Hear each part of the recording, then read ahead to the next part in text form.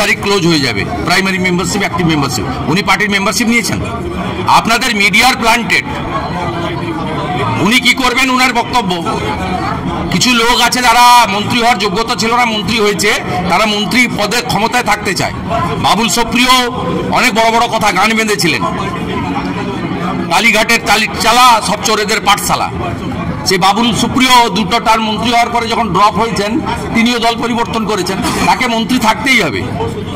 আর উনিও মন্ত্রী ছিলেন, টিকিট পাননি, হারানোর চেষ্টা করেছেন মনোজ টিগ্গাকে, হারাতে পারেননি। তিনি এখন ক্ষমতায় থাকতে চান। ক্ষমতায় থাকতে গেলে যাদের সঙ্গে গেলে নীতি নৈতিকতা বিসর্জন দিয়ে ক্ষমতা পাওয়া যায়, ওখানে গেছেন। উনি তো বিজেপির কেউ নয়, একজন সাধারণ মানুষ, প্রাক্তন মন্ত্রী। বিজেপির মেম্বারশিপের আইডি নম্বর যদি জন বাল্লার দেখাতে পারেন, তাহলে আপনাদের এই সংবাদপত্র যে চাষটা করছে দুদিন ধরে, এর উত্তর আমি দিয়ে দেব। জন বাল্লা ভারতীয় জনতা পার্টির মেম্বারশিপ নেননি, বা ভারতীয় জনতা পার্টিও তাকে মেম্বার করার জন্য অ্যাপ্রোচ করেনি। অতএব জন বাল্লার বিজেপি থেকে তৃণমূলে যাওয়ার কোনো গল্প এখানে নেই। তিনি প্রাক্তন মন্ত্রী, ঠিক আছে, তিনি তার ব্যক্তিগত সিদ্ধান্ত নিতে পারেন। আমিও যেমন সব ছেড়ে 19 ডিসেম্বর 2020 সব ছেড়ে, যা যা ছিল সব ছেড়ে সাধারণ নাগরিক হিসেবে বিজেপিতে যোগ দিয়েছি, তিনিও দল পরিবর্তন করতে পারেন। কিন্তু এসব কথা সাজে না, এসব কথা সাজে না।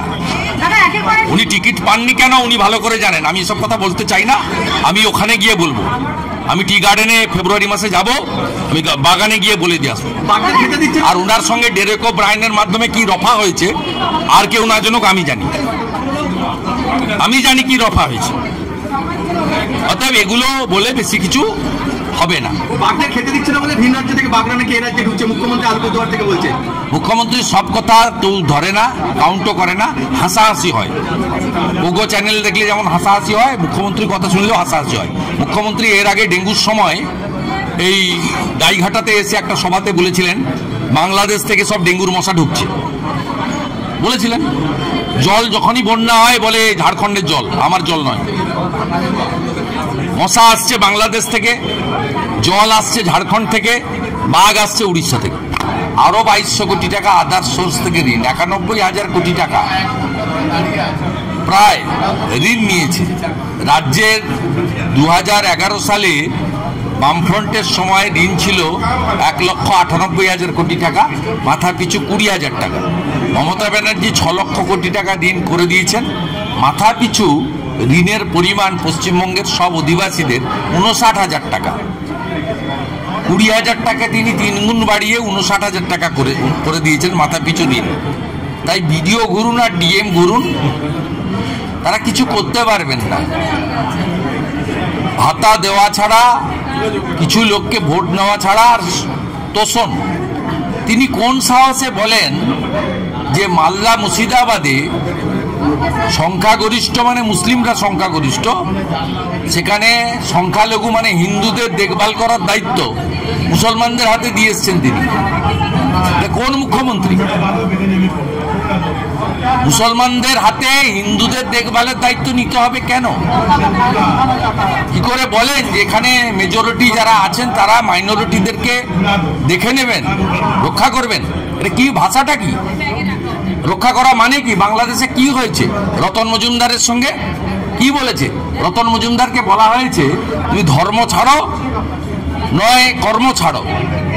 তিনি অভাবী সংসার, তার স্বামী স্ত্রী পুত্র পরিবার আছে, তিনি কর্ম রেখে দিয়েছেন, ধর্ম বদল করেছেন।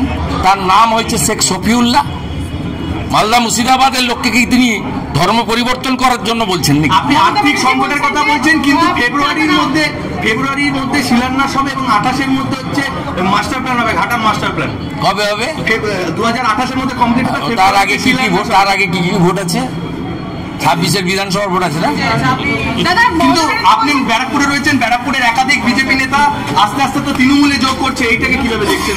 কেউ যায়নি, যারা রয়েছে বিট্টু, উনি কোনো পদে ছিলেন না আমাদের। কিন্তু তিনি তো বিজেপির কনভেনার ছিলেন বীজপুর বিধানসভায়। আগে ছিলেন, এখন ছিল। উনি তো আমাদের মেম্বারশিপই করেন। প্রাক্তন সাংসদ জন বার্লা বলছেন ওনাকে ছুরি মারা হয়েছে পিছন থেকে, তাই উনি টিএমসি যোগ করবেন। উনি কোন দলে আছেন? বিজেপিতে ছিলেন। বিজেপির যে মেম্বারশিপ চলছে পশ্চিমবঙ্গে 27 অক্টোবর থেকে 25 তারিখ ক্লোজ হয়ে যাবে। Primary membership, active membership. উনি পার্টির মেম্বারশিপ নিয়েছেন। আপনাদের মিডিয়ার প্ল্যান্টেড। উনি কি করবেন ওনার বক্তব্য। কিছু লোক আছে যারা মন্ত্রী হওয়ার যোগ্যতা ছিল না, মন্ত্রী হয়েছে, তারা মন্ত্রী পদে ক্ষমতায় থাকতে চায়। বাবুল সুপ্রিয় অনেক বড় বড় কথা গান বেঁধেছিলেন, কালীঘাটের চালা সব চোরেদের পাঠশালা। সে বাবুল সুপ্রিয় 2টো টার্ম মন্ত্রী হওয়ার পরে যখন ড্রপ হয়েছেন, তিনিও দল পরিবর্তন করেছেন, তাকে মন্ত্রী থাকতেই হবে। আর উনিও মন্ত্রী ছিলেন, টিকিট পাননি, হারানোর চেষ্টা করেছেন মনোজ টিগ্গাকে, হারাতে পারেননি। তিনি এখন ক্ষমতায় থাকতে চান। ক্ষমতায় থাকতে গেলে যাদের সঙ্গে গেলে নীতি নৈতিকতা বিসর্জন দিয়ে ক্ষমতা পাওয়া যায়, ওখানে গেছেন। উনি তো বিজেপির কেউ নয়, একজন সাধারণ মানুষ, প্রাক্তন মন্ত্রী।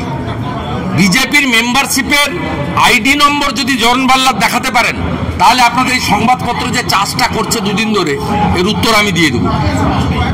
জন বাল্লা ভারতীয় জনতা পার্টির মেম্বারশিপ নেননি, বা ভারতীয় জনতা পার্টিও তাকে মেম্বার করার জন্য অ্যাপ্রোচ করেনি। অতএব জন বাল্লার বিজেপি থেকে তৃণমূলে যাওয়ার কোনো গল্প এখানে নেই। তিনি প্রাক্তন মন্ত্রী, ঠিক আছে, তিনি তার ব্যক্তিগত সিদ্ধান্ত নিতে পারেন। আমিও যেমন সব ছেড়ে 19 ডিসেম্বর 2020 সব ছেড়ে, যা যা ছিল সব ছেড়ে সাধারণ নাগরিক হিসেবে বিজেপিতে যোগ দিয়েছি। তিনিও দল পরিবর্তন করতে পারেন, কিন্তু এসব কথা সাজে না, এসব কথা সাজে না। উনি টিকিট পাননি কেন উনি ভালো করে জানেন। আমি এসব কথা বলতে চাই না, আমি ওখানে গিয়ে বলবো। আমি টি গার্ডেনে ফেব্রুয়ারি মাসে যাব, আমি বাগানে গিয়ে বলে দিয়ে আসবো।